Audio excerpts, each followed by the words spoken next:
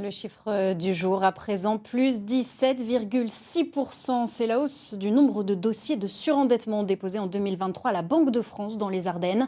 C'est 10 points de plus que la moyenne nationale. En cause notamment l'inflation, bien sûr, qui a entamé le pouvoir d'achat de nombreux foyers.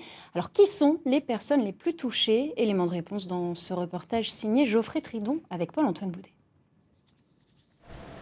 C'est une préoccupation au cœur de la population ardennaise. La Banque de France a indiqué ce mardi matin en préfecture un retour à la hausse du nombre de ménages surendettés en 2023, une progression de 17,6% constatée après deux baisses significatives en 2021 et 2022.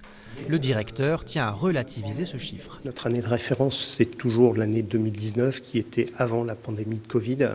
Et sur cette année 2019, en fait, on a une chute du nombre de dossiers de surendettement qui est d'un peu plus de 11%. Donc c'est un effet, certes, de redémarrage, mais on n'en est pas quand même à des volumes qu'on connaissait avant la pandémie. Autre raison qui explique cette hausse, l'inflation et le contexte énergétique. Les dettes dites de famille sont aussi importantes. Les ménages ardennais surendettés ont cumulé en 2023 jusqu'à 22 millions d'euros. 36% des dettes sont liées à des crédits à la consommation, 26% à l'immobilier. Enfin, 38% concernent des dettes diverses. Personne n'est à l'abri de se retrouver dans cette situation. Un dispositif a été créé par l'Union départementale des associations familiales, le point Conseil Budget. Il permet d'accueillir et d'accompagner gratuitement les personnes qui en font la demande. Ils arrivent parfois en fait un petit peu honteux de ce qui leur arrive.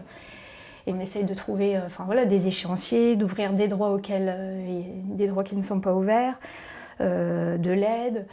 Et puis du coup, surtout beaucoup d'écoute. Les dossiers sont étudiés au cas par cas, l'anonymat conservé. L'UDAF et la Banque de France invitent les personnes à se présenter dès que les premiers signes de l'endettement apparaissent, avant que la situation ne s'aggrave.